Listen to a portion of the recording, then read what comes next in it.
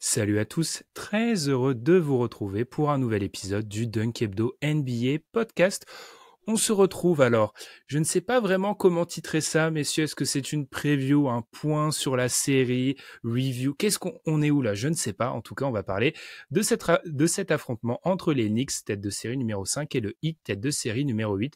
On est donc face à deux équipes qui ont réalisé un upset au premier tour, et ça, Madiane, salut Madiane, on l'avait pas vraiment vu venir, soyons honnêtes. Absolument pas et des bonnes surprises finalement pour les équipes qui sont passées, de très mauvaises surprises parfois notamment pour nos amis de l'Ohio, ce qui donne finalement ce résultat. Tom, on est sur une de ces deux équipes va aller en finale de conf, Tom. C'est ça, c'est fou ça. C'est vrai, ça peut paraître bizarre quand tu vois comment ces équipes-là étaient classées et la vision qu'on avait de ces équipes-là en début de saison. Mais au final, elles ont réalisé ce sont les deux équipes de l'Est du coup qui ont réalisé les plus gros upsets. Enfin, si tu regardes l'écart, hein, puisque les deux équipes se sont imposées respectivement 4-1 face à l'autre tête de série. Donc voilà, c'est surprenant, mais en même temps, est-ce bien étonnant? Quand on Oui. voit ce qui s'est passé concrètement. Non, mais quand on voit ce qui s'est passé, est-ce que Ah, c'est étonnant? effectivement, un gros écart, Tom. Et puis surtout, là où le Warriors Kings, il y avait eu des pronostics en faveur des Warriors, là où le Lakers Grizzlies, il y avait eu des pronostics en faveur des Grizzlies, les pronostics en faveur du Heat, je ne les ai vus nulle part, hein, surtout pas, et même pas de la part des fans du Heat. Enfin bref. On vous invite comme d'habitude à nous suivre sur les plateformes d'écoute et aussi sur Twitter. Petite précision, effectivement, on a pris du temps pour sortir cette preview. On avait un programme très très chargé pour ces playoffs, notamment sur les premières semaines. Voilà, les aléas du podcast font qu'on n'a pas pu tout publier encore pour l'instant. Mais voilà, on vous demande un peu de patience et on arrivera à vous publier notamment les post-mortem pour revenir sur ce premier tour un peu fou. Sans transition, les gars, entamons en revenant justement, comme on le fait dans ces previews, sur le premier tour de chaque équipe. On va commencer honneur à la tête de série haute, justement les Knicks. Ça, c'était encore une fois surprenant qu'ils soient tête de série haute au deuxième tour. Madiane, 4-1 contre les Cavs. Et comme l'a dit Tom, un 4-1 net et sans bavure. C'était la meilleure équipe de l'affrontement. Oui, clairement la meilleure équipe de l'affrontement et là on voyait bien du coup les faiblesses que pouvaient avoir offensivement ces Knicks. Je pense notamment au fait que ils sont très décevants à 3 points sur l'ensemble de la série, que finalement au scoring euh, ça a, ça a beaucoup été une attaque on va dire peu efficiente en termes de shoot pris, mais ils ont quand même réussi à mettre leurs points et à du coup à mettre à défaut sur les types de mise en place qu'ils voulaient faire. Ils ont réussi à mettre en défaut un peu plus cette défense des Cavs. Là où ils m'ont beaucoup impressionné, c'est que défensivement, ils ont fait les bons choix. Ils ont forcé pas mal de hero ball côté Cavs et en fait ils ont enrayé l'attaque en face et c'est ce qui leur a permis de passer cette série haut la main finalement. Haut la main, c'est la meilleure manière de le dire. Il y a là, j'étais dans la preview avec Amine. Donc là où je dois faire mon mea culpa, c'est que je pensais pas que la saison régulière pouvait certains éléments qu'on avait mis en avant, le rebond et ce que tu as dit, Madiane, je pensais pas que ça pouvait continuer. Donc c'est là où un gros mea culpa. Bien évidemment, il faut saluer la performance des Knicks ultra solide. Dans le post-mortem, fans des Cavs, préparez-vous parce que sur le premier tour, les Cavs, on est sur une non-série. Globalement, ils n'ont pas joué. Euh, Tom, peut-être si tu veux réagir sur cette série, puis continuons sur la série paranormale. Du coup, Tom, il s'est passé quoi dans le Hitbox? Parce que moi, je t'avoue que j'ai pas d'explication.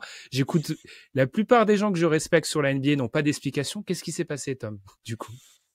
Le Heat s'est transformé en une machine offensive en fait. Et ce qui s'est passé, c'est que Budenholzer a mis du temps ou ne s'est quasiment pas adapté en se disant que les shoots vont finir par arrêter de rentrer, sauf que les shoots ont continué de tomber.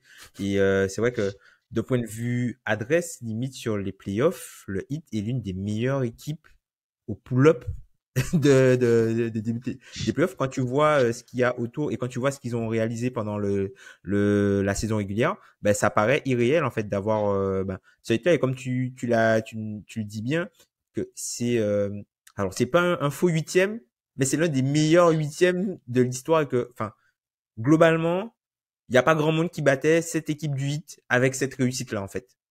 Non, ouais, clairement. Et puis surtout, il parle des pull-ups.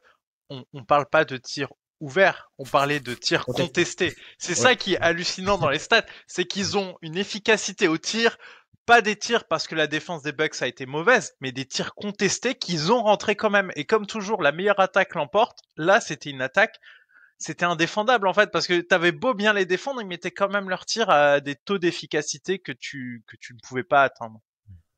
Après, je trouve que c'est une équipe qui était très en confiance puisque, enfin, Mm. tu vois, ils arrivent plusieurs fois dans les quatrièmes cartons, ils sont un petit peu en difficulté et alors, on pourrait dire que les Bugs ne savaient pas gérer leur avance, ne savaient pas garder l'avance, mais il faut donner du crédit au Heat pour à chaque fois trouver la résilience pour faire son retard et emporter les matchs quoi. Enfin, ils ont gagné la série en 5 matchs, Mm. et le seul match qu'ils perdent, les Bucks mettent 25-3 points. Non, c'est une performance. Tu l'as dit, Tom. Moi, honnêtement, sur ce premier tour, Nuggets, d'équipe sûre qu'il les sort, Nuggets. C'est la seule équipe où je peux dire sûr ils les sortent, je pense. Mais parce que je commence à avoir confiance en les Nuggets, qui vraisemblablement sera une grosse erreur dans 2 semaines. Mais passons. Le Heat a joué de manière si tu veux, moi je résumerais ça comme ça. La série des Bucks suffit à sortir 99% des huitièmes de l'histoire de la NBA. Ils sont tombés sur le huitième qui joue comme une tête de série numéro 1 avec un joueur qui se transforme en Michael Jordan dans le clutch. Je veux dire, voilà, c'est alors que, comment dire, Giannis rate peut-être. C'est ça le truc qui est fou, c'est que le meilleur joueur du monde rate 2 matchs et t'as l'impression qu'ils auraient quand même gagné la série. Le Heat tellement. Au niveau des tirs, ils ont réalisé. Allez, j'avais cherché les stats. Ils ont réalisé 5 de leurs 20 meilleurs matchs de l'année au tir sur cette Ouais, série. ouais. Ouais. C'est un bourbier en fait ce hit, c'est-à-dire que quand ils sont comme ça et on les a déjà vus finalement par le passé en fait, c'est à beau être factuellement la meilleure équipe sur le terrain, tu vas sortir quand même parce que tu ne peux pas les arrêter. C'est extrêmement difficile. Vas-y, Tom, vas-y. Ah non, bah, surtout, comme tu disais, surtout dans les fins de match où globalement, le meilleur joueur de la série dans les fins de match, il n'y avait pas photo. Il n'y avait pas photo et c'était pas Giannis. Tu me rends triste, Tom, de dire ça, mais c'est vrai. Il y avait pas photo, effectivement. Rendez-vous au DH20. Oula, moi je coupe des têtes au DH20. Alors, ouvrons du coup la partie fenêtre de titre, les gars, parce que c'est deux équipes qu'on ne s'attendait pas à voir à ce moment-là. Et comme je l'ai dit en intro, bah, le fait est qu'une de ces deux équipes sera en finale de conf. Et j'aime souvent le dire quand on écoute les front office NBA, les finales de conf, c'est une étape quand même, parce que t'es dans le top 4, voilà, il peut se passer un truc, il y a un scénario fou à chaque fois où t'es champion NBA, en fait. Il reste que 4 équipes mécaniquement. Est-ce qu'on croit vraiment que la fenêtre de titre est ouverte pour une de ces deux équipes ou on est juste sur la fenêtre théorique qui est ouverte là? Je pense que c'est théorique avant tout. Pourquoi? Parce que on en a parlé en off et j'y réfléchis beaucoup. C'est quand même théoriquement deux des plus faibles équipes actuellement toujours en lice dans les tableaux. Il y a peut-être un peu de concurrence vis-à-vis d'une des séries à l'ouest en termes de niveau global, mais je vois quand même un écart fort avec les gros bonnets et et on les donne, peu importe le scénario, pas favori de la finale de conf et pas favori de la finale NBA.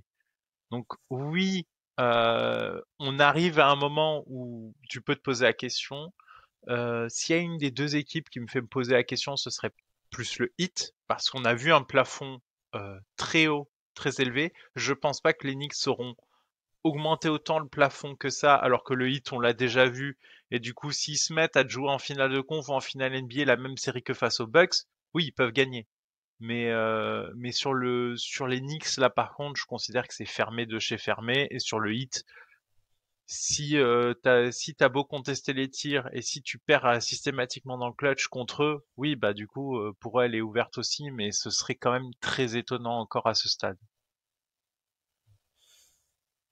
T'es d'accord, Tom, avec ce constat? Est-ce que c'est. Moi, on en parlait avec Madiane tout à l'heure. Pour moi, c'est deux moins bonnes équipes qui restent du plateau, en fait. Tout simplement. Et il y a un truc pour le Heat, là où peut-être, effectivement, la présence de Jimmy, Michael, Butler leur donne une chance. Le fait est qu'ils vont devoir gagner 4 séries sans l'avantage du terrain. Je peux pas y croire. Alors bon, j'ai pas pu croire à ce qui s'est passé sur le premier tour, mais là, un peu de raison. Et on va revenir en parlant de cette série face aux Knicks. Ils retombent sur terre, là. Ils sont en train de retomber sur terre petit à petit. Donc, non, pour moi, aucune de ces deux équipes n'a une fenêtre de titre encore ouverte. Après, c'est ça, moi, je me dis peut-être plus le Heat par rapport à la notion de certaines, puisque c'est vrai que quand tu compares, en fait, aux autres équipes qui restent, au final, les joueurs qui sont, All-NBA, enfin, qui ont déjà été All-NBA, bon, si on exclut Derrick Rose, hein, qui est d'ailleurs, qui permet à cette série, qui permet, en fait, Derrick Rose, qui permet que, en fait, que dans toutes les séries qui restent, on répond aux critères, entre guillemets, il y a au moins une équipe qui répond aux critères du MVP. C'est-à-dire qu'il y a un MVP dans toutes les séries, un joueur qui a été MVP encore dans la ligue, qui a été dans toutes les séries. Mais en gros, quand tu regardes la notion de star talent et la notion d'upside, globalement, ben c'est pauvre quoi. Les joueurs All-NBA qui ont déjà été All-NBA qui sont dans cette série-là, ça va être par exemple Jimmy Butler et Julius Randle, puisque Bam Adebayo n'a jamais été All-NBA et même comment ça s'appelle, Brunson non plus. Et quand tu regardes de l'autre côté, t'as des Kevin Durant, t'as des Devin Booker, voilà, t'as Jokic, t'as Curry, LeBron, Anthony Davis. Et en fait, limite, c'est la seule série où tu te dis, quand tu regardes les matchs, il n'y a pas un moment où le meilleur joueur de la série est le meilleur joueur du monde. Dans cette série-là. Après, il faut voir au retour de Jimmy Butler. Mais dans toutes les autres séries, tu peux te dire, ouais, ce gars-là, ouais, c'est potentiellement le meilleur joueur du monde. Après, il faut voir aussi Embiid. Il faudra voir Embiid. Moi, il y a aussi un point historique qu'il faut faire quand même. Le dernier seed sans avantage du terrain qui a gagné la NBA, c'est les Houston Rockets, seed 6 avec un trade au milieu de la saison. Le dernier seed 8 à être allé en finale NBA, c'est les Knicks. Et c'était une saison lockout, donc c'était un seed 8 absolument trompeur qui avait pas vraiment de sens. Et encore, ils arrachent les deux séries miraculeusement sur leur run. Ils passent à rien de se faire sortir. Donc, enfin, faut quand même tempérer. Un seed 8 qui arrive loin, c'est exceptionnel. Un seed 5 qui arrive loin, c'est également quand même plutôt de l'ordre de l'exception. Donc théoriquement, qu'un des deux est une fenêtre de titre ouvert, théoriquement c'est pas possible. Ouais, mais après, enfin, Miami c'est un faux seed 8 dans le sens où ils finissent septième. Ils finissent septième, hein. Ils sont pas si loin que ça du sixième, mais ils finissent septième. Donc non, les gars, c'est surtout, est-ce que c'est pas l'année où franchement faut jeter tout ça à la poubelle parce qu'il y a eu 4 upsets sur le premier tour. Ouais. À l'ouest, on a le seed 6 qui affronte le seed 7 et à l'est, on a le seed 5 qui affronte le seed 8. Je veux dire, il y a aussi cette stat qui est sortie, ça fait 6 années de suite que le meilleur bilan de la NBA arrive pas en finale NBA. Donc, à voir ça. Ça, c'est une idée de podcast pour l'été. Vous voyez l'importance de la saison régulière. La valeur de la saison régulière. Parce qu'elle diminue. Parce que là, les stocks sont très très bas. Les gars, avançons, parce qu'on prend du temps. Les meilleurs joueurs de la série. Alors, il y a déjà 2 matchs qui ont été disputés. On est d'accord pour dire que Jimmy Butler l'est s'il est de retour sur le terrain. Oh la main. C'est très loin, ouais. Jalen Brunson est numéro 2, je pense, sur ce qu'il a prouvé sur le premier tour. Oui. Et ça a notamment sa fin de match 2. Oh, le match 2, il était difficile à regarder. On va en parler. Qui est le 3e meilleur joueur de la série, les gars? Hartenstein? Est-ce que c'est le secteur intérieur des Knicks? C'est quoi? Non, c'est Bam. Normalement, c'est Bam. Il devrait pas y avoir photo. Même si, dans un rôle où on en attend plus offensivement, parce qu'il n'y a pas de Tyler Hero, il n'y a pas de Jimmy Butler, ben, il pêche un peu, tu vois. Il dit, tiens, c'est peu. C'est peu. Donc, oui, je pense que c'est Bam, enfin, par rapport à la valeur globale. Mais, je pense que, ça va pas devenir Anthony Davis, quoi. Enfin, offensivement, je parle. C'est peut-être là où moi je considère que c'est un peu un des facteurs clés de succès du Heat sur cette série. Ça va être vraiment Bam Adebayo et c'est même pas offensivement tant que je l'attends parce que là où les Cavs ont échoué clairement sur la série, c'est justement là où on les attendait, c'est-à-dire sur le verrouillage de la raquette et du cercle, notamment sur les rebonds. Et c'est là où les Knicks ont bien su mettre à mal les Cavs là-dessus, alors que vraiment normalement c'est plutôt une équipe au vu du roster, on se serait dit qu'il était censé n'y avoir pas photo. Et c'est là où Bam, c'est peut-être là où justement sa position, son rôle, il est moins optimal pour ces questions-là. Et c'est là où peut-être il va falloir l'attendre et voir l'effort collectif aussi qui est mis là-dessus. Parce que si Bam Adebayo n'est pas au rendez-vous pour verrouiller la raquette, ces Knicks ne sont pas une énorme équipe offensive, mais ils feront payer ça au Heat. Tu lui en demandais énormément, je trouve, moi. Après, ils sont quand même bons offensivement, hein, ces Knicks-là, hein, par rapport aux équipes de Thibodeau. Même quand tu regardes globalement dans la ligue, je crois qu'ils sont dans le top 10 offensivement. Ils ont fini la saison régulière dans le top 10 offensivement. C'est vrai que Top quand 5, tu les ouais. regardes jouer, ouais, dans le top 5 même, quand tu les regardes jouer, ça a pas l'air, mais finalement, ils avancent bien avec la notion de rebond offensif, tu vois, Mitchell Robinson. Oui. Hartenstein, d'ailleurs, là, on devra en parler de cette position d'Hartenstein où il prend au moins 4 rebonds offensifs pour permettre de passer de bon. Mais après, c'est aussi, je pense que dans la stratégie du Heat, ils sont amenés à alors sans Butler en tout cas, parce qu'ils sont amenés à se faire entre guillemets pilonner et faire des choix parce que ils jouent beaucoup trop de zones, enfin beaucoup trop. Ils jouent beaucoup de zones et du coup c'est plus difficile pour verrouiller la raquette quand tu joues de la zone. Et ils ont toujours ce problème de manque de taille. Quand tu vois le match-up par rapport aux raquettes et même aux joueurs sur les autres postes, bah ils sont petits. Ils sont petits, le Heat.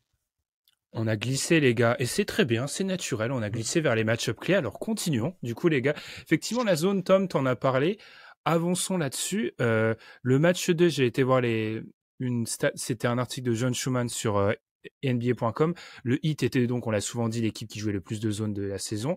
Ce match 2 salut, on salue Portland et la zone de début de saison, hein, qui fait peu illusion sur l'intégralité d'une saison.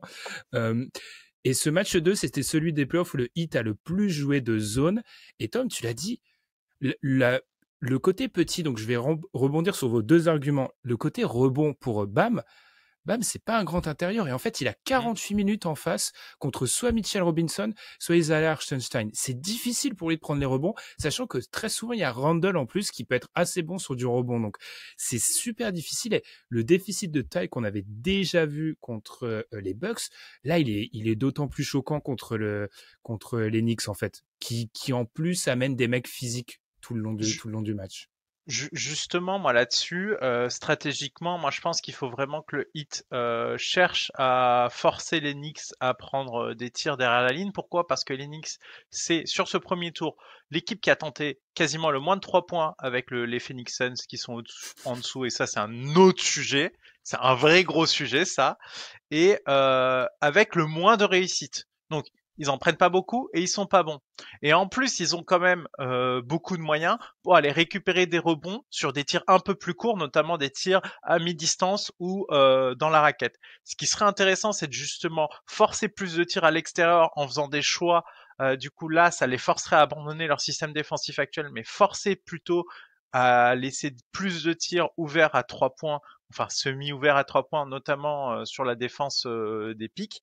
Et en forçant ce choix, normalement, tu devrais récupérer un avantage au rebond parce que justement les rebonds seront plus longs et seraient moins susceptibles d'être contrôlés par les Knicks. Je pense que ce serait un bon parti pris défensivement pour cette équipe du Heat.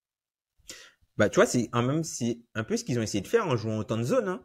Forcer les shooters des Knicks à les punir, et puis malheureusement, en fin de match, bah, Josh Hart, Josh Hart qui met rien, qui met quasiment rien, Josh Hart il punit, Quentin Grimes il punit aussi.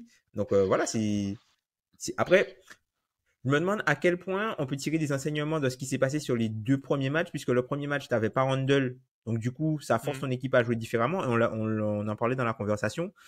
Les Knicks, sans Randle, ils ont un jeu beaucoup plus aéré. Et En gros, ils ont forcé le Heat à utiliser la stratégie, par exemple, qu'ils ont utilisée sur Giannis ou que les équipes utilisent, par exemple, sur Ja Morant avec l'espèce de Mur. boîte pour, Hmm. voilà, pour libérer les choses. Et pour ça qu'on a vu pas mal de 3 points d'Obi ou des choses comme ça, quoi. Le forcer, euh, embouteiller la ligne de drive pour que forcer des joueurs entre guillemets moins capables ou sur lesquels tu as moins confiance de prendre plus de tirs et de forcer le créateur principal à lâcher la balle. Euh, et en fait, sur le deuxième match, ils ont utilisé la zone aussi parce qu'ils n'ont pas Jimmy Butler, qui est l'un des meilleurs playmakers défensifs cette saison, encore une fois, tu vois. Donc, tu vois, on en parlait dans le deuxième ou le troisième 4 quarts, le playmaking défensif du 8.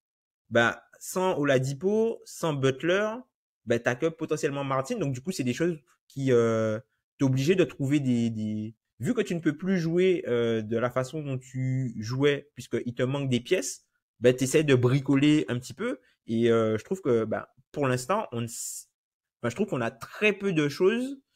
Pour moi, la série n'est pas vraiment lancée, même si la bataille tactique n'est pas vraiment lancée parce que les deux équipes ne se sont pas encore affrontées dans en pleine possession de leurs moyens avec ce qui leur reste. Là où les forçait à peut-être prendre du 3 points, c'est aussi que la défense sur le point of attack du Heat est nettement, et c'est plus la défense historique du Heat là-dessus, en fait. Que ce soit Gabe Vincent, qui se fait plaisir, Gabe Vincent, on va y revenir. Il prend des tirs. Il se fait vraiment plaisir, Gabe Vincent. Que ce soit Gabe Vincent, ou bref, c'est là où il y a ce choix du côté des Knicks, du Heat face aux Knicks, c'est comment on défend, en fait. Et on a vu du Jimmy Butler sur Bronson. Et si RJ Barrett fait un match 2 où il fait un si bon premier carton, c'est qu'il y a personne, en fait, mathématiquement, au bout d'un moment, pour le défendre, lui, en fait.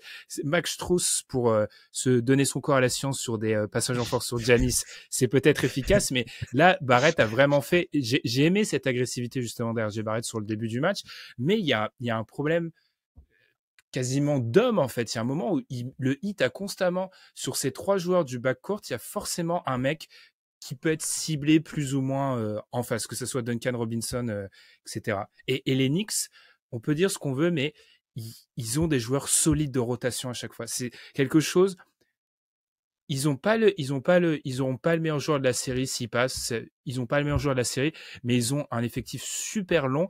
Et il y a beaucoup d'équipes qui regrettent de ne pas en avoir un aussi long de ce qu'on peut voir dans les autres séries à l'heure actuelle. Ouais, ils peuvent avoir, par exemple, le meilleur 8.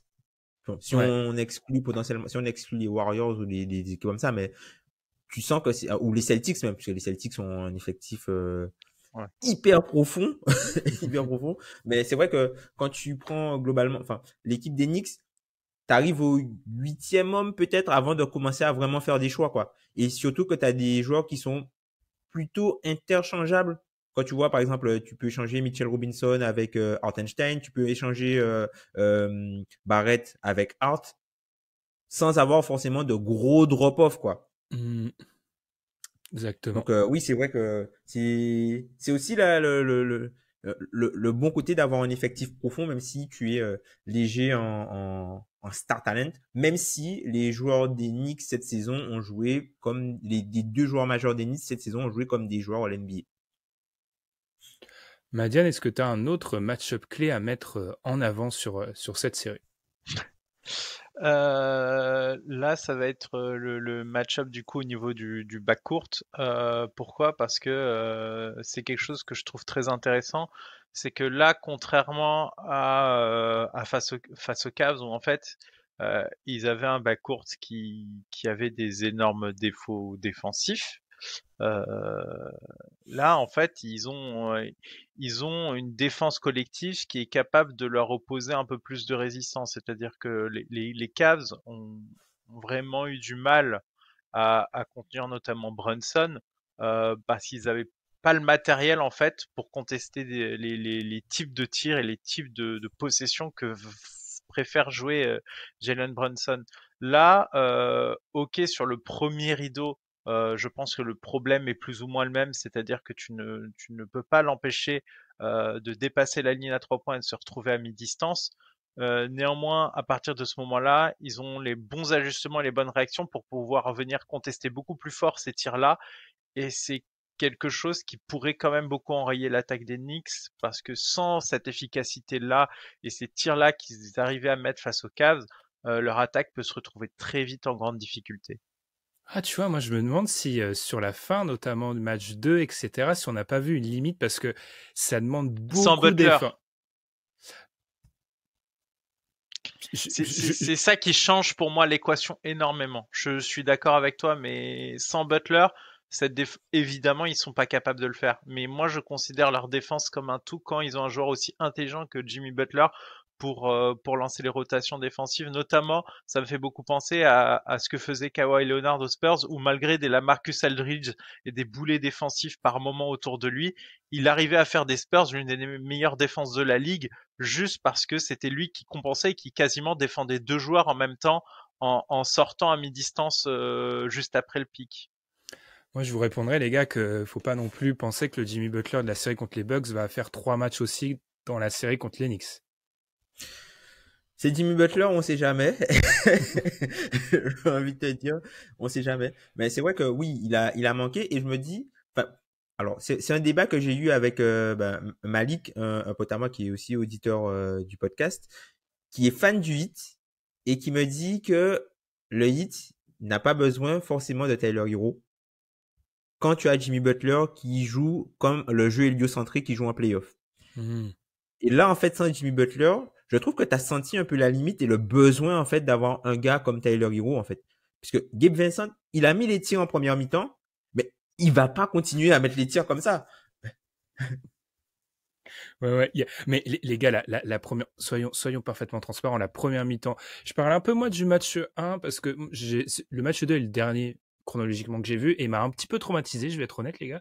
La première mi-temps du match 2, là, tu vois vraiment que le Heat offensivement est un peu à court de solutions parce que les tirs qu'ils prennent, mais tous les Ouais. tirs sont compliqués. J'ai été regarder, ils prennent 49 tirs à 3 points, il y en a 14 qui sont contestés et là, surprise, les Bucks doivent pleurer, je pense, chez eux, ils les mettent plus, du coup. Donc, il y avait vraiment cette sensation que tout était difficile en fin de possession et que notamment, quand il y avait du drive, ils avaient pas trop peur en fait les Knicks au niveau du drive, ils savent qu'ils ont de la protection au cercle et ils vont pas c'est pas un drive de Gabe Vincent qui va les inquiéter. Gabe Vincent qui artille beaucoup en plus, même sur la défense du pick and roll. Offensivement, tu vois que là, tu as besoin de Jimmy Butler qui est centième percentile en usage sur les playoffs. Tu as besoin de lui à ce moment-là, quoi. Et qui va chercher les lancers. Et petite stat, à votre avis, combien sur les 2 premiers matchs, combien de tirs à 3 points en pourcentage du total des tirs ont pris nos amis du Heat? En 45. pourcentage, je pense, ouais, 50, j'aurais dit 50. Ouais, 51,8%, c'est énorme. Ouais, ils en ont pris C'est beaucoup. Ouais. énorme. Là, ça devient déraisonnable à ce stade-là. J'ai pas cherché pour comparer, par exemple, ce qu'ont pu faire, par exemple, les grands Houston Rockets de James Harden dans le maximum du Harden Ball qu'ils avaient mis en place, mais plus de 50% de tirs à 3 points. Enfin, là, littéralement, je pense que c'est une très mauvaise option pour eux. Pourquoi? Parce qu'en fait, tu peux paumer ta série comme ça. Parce qu'il suffit que tu aies 2 matchs où tu mets pas dedans, ce qui peut t'arriver très facilement, tu te retrouves comme un con à 3-1 et à devoir essayer de sauver ta série. La proportion de tir à 3 points est plus rémunératrice, mais en fait ta variance sur l'ensemble d'un match est tellement élevée quand tu fais ça que tu prends des risques à mes yeux inconsidérés. Donc ça, il va falloir vite voir s'ils arrivent à corriger à partir du Game 3. Parce qu'en fait, ils rendent la série plus ouverte qu'ils ne devraient. Je pense qu'ils devraient plutôt se contenter de jouer sur leur certitude. Et théoriquement, quand même, j'ai l'impression que c'est la meilleure équipe des deux. Ben, tu vois, pour moi, c'est pas vraiment une erreur. Puisque comme tu l'as dit, les Knicks sont l'une des équipes sur le premier tour qui prennent le moins de 3 points et qui en mettent le moins.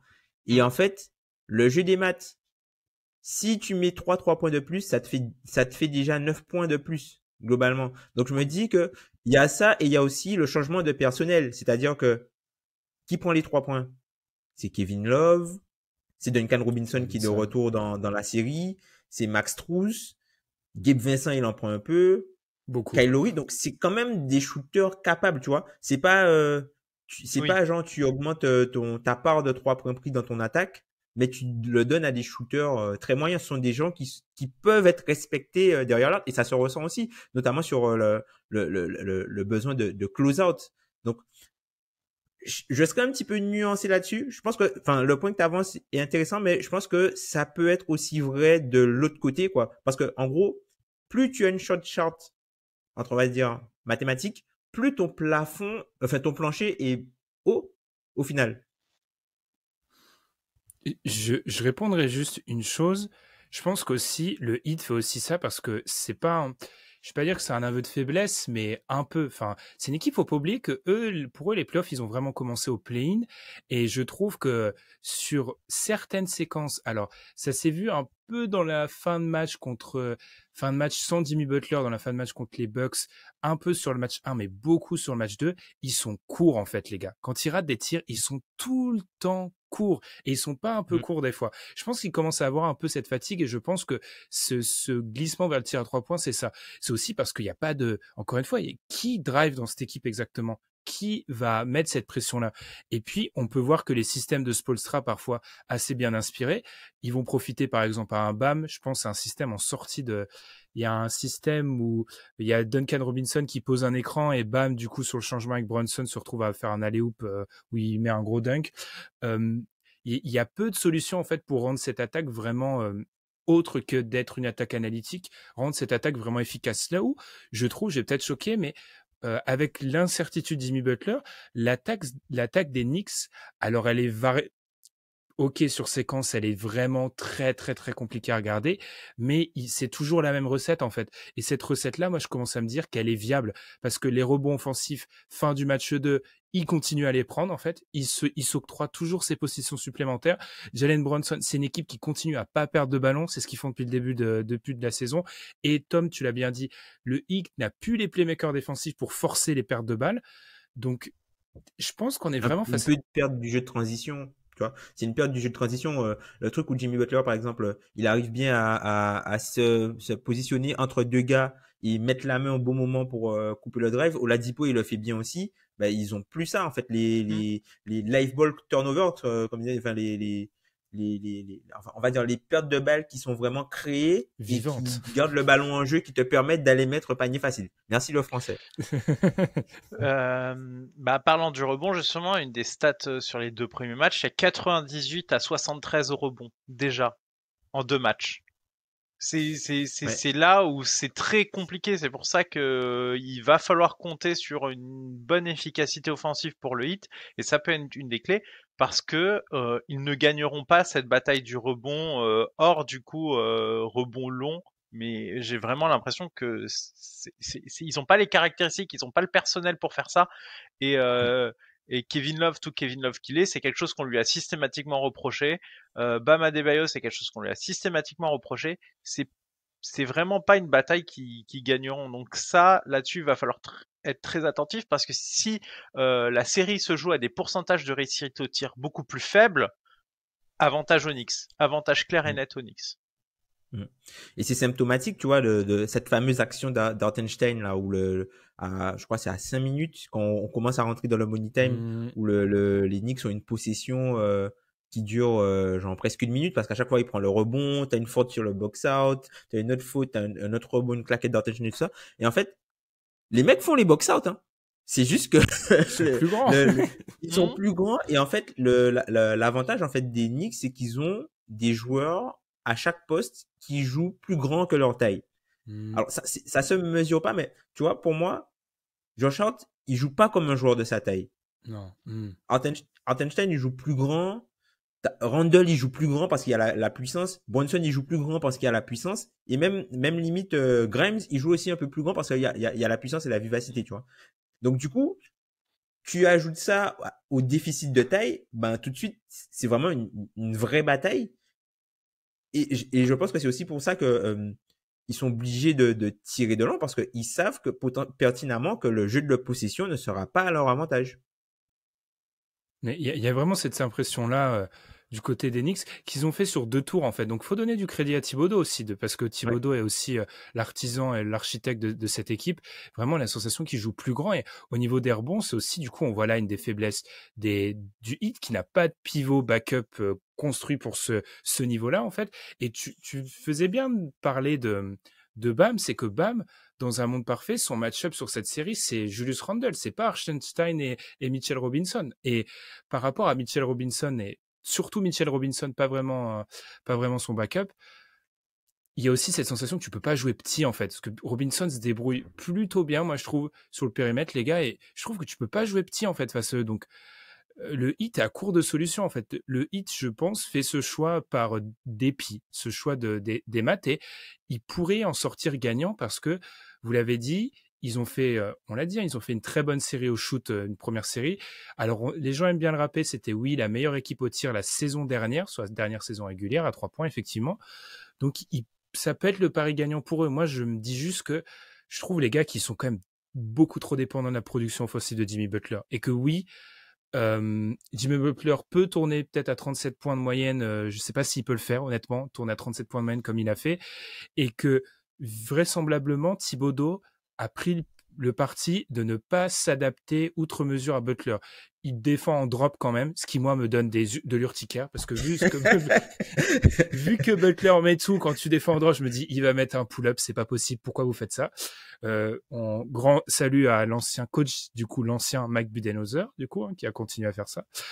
Mais moi je vous avoue que je suis sur une série où on s'y achemine petit à petit, mais j'ai du mal à voir clair et à donner un prono, quoi. Tom, t'as peut-être raison, il y a cette sensation qu'elle n'a pas vraiment commencé, cette série. Et pourtant, le Heat a déjà l'avantage du terrain. C'est ça que le Heat a déjà repris l'avantage du terrain sur le premier match. Ils ont bien joué en reposant, entre guillemets, Butler. Donc, va falloir... Après, je trouve que les Knicks ont quand même bien réagi parce que à 2-0, là, à devoir aller à Miami à 2-0, c'était vraiment un match à ne pas perdre. C'était limite un match 7 pour eux, ce match 2. Et ils ont su réagir, trouver les bons ajustements tactiques et réaliser, mettre les tirs aussi. Ils ont su mettre les tirs à un moment donné, mais ils n'ont pas été, ils n'ont pas plié sous la pression de l'importance de ce match-là. Donc ça aussi, il faut leur donner du crédit parce que devoir aller jouer à Miami avec Butler qui revient contre cette équipe-là, fallait voilà, c'était vraiment mettre tes chances entre guillemets d'aller plus loin dans ces playoffs, de les rendre obsolètes quoi. Mais du coup, je trouve que ces équipes-là sont très proches et on l'a vu. Enfin, quand tu regardes les bilans par rapport à la saison régulière, ce sont des équipes qui sont très proches.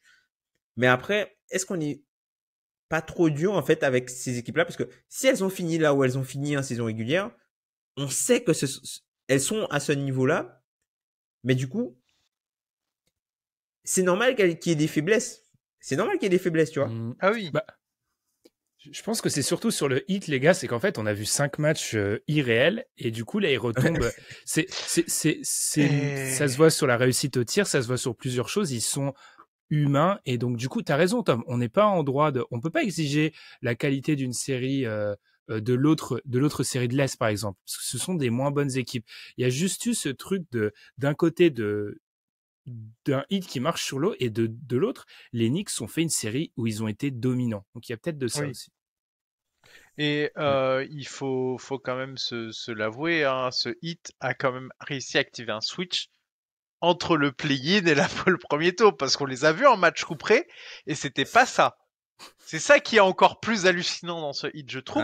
C'est quand on enregistre la preview, j'ai vraiment l'image du Heat du play-in en tête, et je me dis, ils vont se faire tordre. Vraiment, si le Heat du play-in s'était ramené contre les Bucks, c'est 4-0, 4-1. C'était pas celui-là qu'on a eu. Et c'est ça qui est encore plus hallucinant, je trouve, parce qu'ils sont pas passés loin de se faire sortir. Je trouve ça incroyable. Quelque chose à rajouter, les gars, avant d'avancer tranquillement vers le pronostic? Pas grand-chose. Encore une fois, ça va être intéressant de voir les ajustements une fois que les équipes seront complètes. Et je pense que c'est une série qui peut quand même être longue. Mais il faut absolument faut absolument que les Knicks prennent un match. Ouais, là il faut en prendre un à Miami, sinon ça va être vite compliqué. Ils peuvent. Parce que tu vois, enfin, j'ai un souvenir le match de saison régulière, le match avec la fin de match dantesque où Rundle perd la balle au moins 3 fois avant de mettre 3 points dans le coin. En fait, c'est des équipes qui, elles sont proches. Ce sont des équipes qui sont proches. Mais j'ai l'impression, les gars, à vous entendre, vous allez tous les deux me donner le hit, là. Oui, parce qu'il y a la jurisprudence Jimmy Butler. Après, à voir quel Jimmy Butler on aura, puisque, voilà, comme tu l'as dit, le Jimmy Butler à 37 points, à 40% à 3 points, presque 60% au tir du début des playoffs. C'est peut-être pas celui qu'on aura, et surtout, là, c'est Jimmy Butler avec un peu amoindri par rapport à sa cheville, quoi. Donc, il y a peut-être des choses qu'il pourra pas faire offensivement, mais il y a aussi peut-être des choses qu'il pourra pas faire défensivement. Donc, à voir. Et aussi, du côté de Knicks, bah, Julius Randle, je pense qu'il potentiellement, au fur et à mesure que la série avancera, il sera un peu meilleur par rapport à sa santé. Et comme tu l'as dit, la notion de bataille des role players, quoi. Puisque si, par exemple, tu as un bon RJ Barrett et aussi un bon Josh Hart et un bon Quentin Grimes, ben ça peut faire basculer la série. Parce que tu sais que à l'intérieur, le duo Mitchell Robinson et Isaiah Hartenstein, il va poser des problèmes à ce hit. Madiane, alors Pronostic 4 de hit pour ma part. Pourquoi? C'est que je pense que Jimmy Butler n'a pas besoin d'être à 38 points de moyenne pour être le meilleur joueur de la série. C'est la différence avec un pronostic face aux Bucks, c'est que je pense que il y aura pas besoin d'être irréel. Je pense qu'il y aura besoin d'être très très très sérieux et je pense qu'ils vont dans le bon sens au vu des 2 premiers matchs qui ont fait office d'échauffement. Mais sur les 2 premiers matchs, ils vont dans le sens qui me laisse penser que les choix offensifs et défensifs leur faciliteront la tâche. Tom? Ouais, moi pareil, je pense que le hit en 6, ils finissent à la maison pour ne pas aller jouer un game set au MSJ. Ouais, je pense le hit en 6, ils ont volé le match qu'ils devaient voler. Ils ont récupéré l'avantage du terrain. Ils ont récupéré l'avantage du terrain et je le dévoie pas le reperdre en fait. C'est marrant d'ailleurs parce que la dernière fois qu'ils sont allés en demi-finale de conf, les Knicks, c'était contre le Heat de LeBron, non? Ils y sont retournés depuis? Non. C'est marrant. Deux fois, les 2 dernières sont contre le Heat du coup. Il va falloir parler du coup, peut-être que dans je sais pas, ce sera peut-être dans le post-mortem des Bucks, faudra parler de cette série parce que moi, alors Jimmy Butler, c'est Michael Jordan, mais je trouve que les role players aussi, faut parler des role players du Heat qui mettent tout. Et moi, j'ai peur que autant Jimmy Butler, je peux lui donner du crédit et je peux croire que sur une série, il peut, même un moindri, continuer à jouer comme un top 5 DH20. Moi, je suis beaucoup plus sceptique sur les role players chez lesquels je commence à avoir des limites. Donc, je vais donner. De toute façon, dans cette série, tu dois te ridiculiser parce que tu peux potentiellement donner, encore une fois, pour la 2e fois consécutive, un pronostic contre une équipe qui va aller en finale de conf. Mais je vais donner les Knicks en 7. Parce que moi, les gars, je crois que l'avantage au rebond, il va perdurer jusqu'à la fin de la série. Et ah oui, ça oui. T'as beau avoir un avantage analytique, si tu te prends des possessions, et je suis désolé, pour moi, c'est marquant que à chaque fois au fil du match, les rebonds offensifs, forcément avec la fatigue, avec le fait que les Knicks ont une bonne rotation à l'intérieur, s'accumulent. Sur une série entière, je trouve que ça va peser. Donc, j'aurais tendance à donner Knicks en 7, sachant que, oui, mon 2e pronostic aurait été Heat en 6. Ça va jouer à peu de choses, mais les gars, je crois un peu en ces Knicks, en fait. S'ils vont en finale de conf, j'observerai l'intersaison avec un gros bol de popcorn parce que ça peut être légendaire. Si les Knicks sont en finale de conf, ils y ont pas été depuis 99. Ouais. Si les Knicks sont en finale de conf, il y aura le feu dans nos mentions. Ah bah, non, Ben les a donnés. On est safe. C'est un peu diplomatique aussi, Tom, comme ça, il y a 2-1, tu vois. Et ouais, on pense. échec, tu vois, genre, si on avait tous les trois donné le hit, tu vois, il y avait un problème à un moment, donc je nous couvre. On pense quand même aux fans des Knicks, vous avez le droit un petit peu au bonheur, et c'est beau quand même, c'est beau. On en parlera, les gars, mais moi, je suis désolé, je trouve cette équipe super rafraîchissante. Autant l'équipe de 2021, moi, m'avait laissé complètement de marbre, autant cette équipe-là, je trouve qu'elle dégage quelque chose. Brunson est un super meneur. Il y a ce secteur intérieur dominant, ça fait plaisir. Donc non, je trouve que moi, elle dégage, elle fait plaisir, cette équipe. Et il y a des gens il y a des mecs draftés. Il y a des mecs draftés dans cette franchise. C'est ça qui est cool, en fait. Que ce soit Barrett ou Robinson, ils sont là depuis un moment, en fait. Randle, il est là depuis un moment aussi. C'est pas une construction ex nihilo où ils reconstruisaient l'équipe après chaque intersaison. Il y a vraiment un cheminement de pensée. Et moi, j'étais très sceptique sur Brunson. Mais là, je me tais, en fait. Je me tais. Et pour sortir ces Cavs, c'est pas les Cavs qui ont été mauvais, hein. Les Knicks ont été très bons sur la série et ils méritent amplement de passer. Mettre 4-1 comme ça, un 5, mais il n'y avait pas de discussion, c'est vraiment impressionnant. Moi, c'est une équipe qui me fait penser un peu au Utah au début de Donovan Mitchell et Rudy Gobert. Au tout début. C'est-à-dire que c'est une équipe qui est profonde. T'as pas mal de jeunes role players qui peuvent potentiellement éclore. Ou sinon le fameux Denver de George Karl là, où après le trade d'Anthony, où il y a plein de role players intéressants partout. Avec du coup, c'était quoi? C'était Iguodala qui était le meilleur joueur de l'équipe. Iguodala, Ty Lawson. Voilà, c'était ces joueurs-là. Et en fait, t'avais une énorme profondeur et c'était des équipes qui faisaient plaisir. Et entre guillemets, c'est une équipe qui pour moi n'a rien à voir, comme tu disais, Ben, avec l'équipe d'il y a 2 ans, quoi. Ouais. Le parallèle est d'autant plus marrant qu'il y a certains joueurs du coup des Knicks qui étaient dans cette équipe des Nuggets, quoi. Mais c'est ça.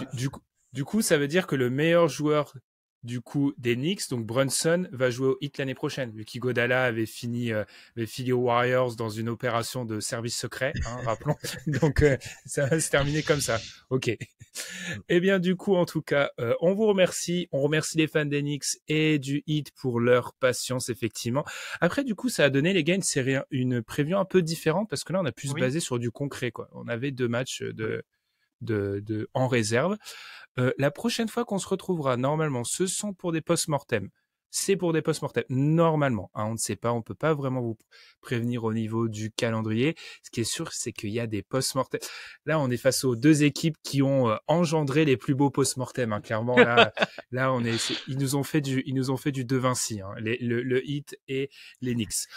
On vous invite, comme d'habitude, à nous suivre sur votre plateforme de podcast préférée, mais également sur Twitter, mais aussi sur YouTube. N'oubliez pas, les previews sont toujours publiées en avant-première sur YouTube, à l'exception des 2 qu'on a fait dernièrement, là. Donc, on vous invite à, bien évidemment, regarder ces matchs parce que là, c'est le sommet de la saison. Là, on se fait plaisir. Regardez bien tous les matchs. Nous, on se retrouve très vite. Merci Madiane, merci Tom. Et puis, salut, à très vite. Tchuss. Salut.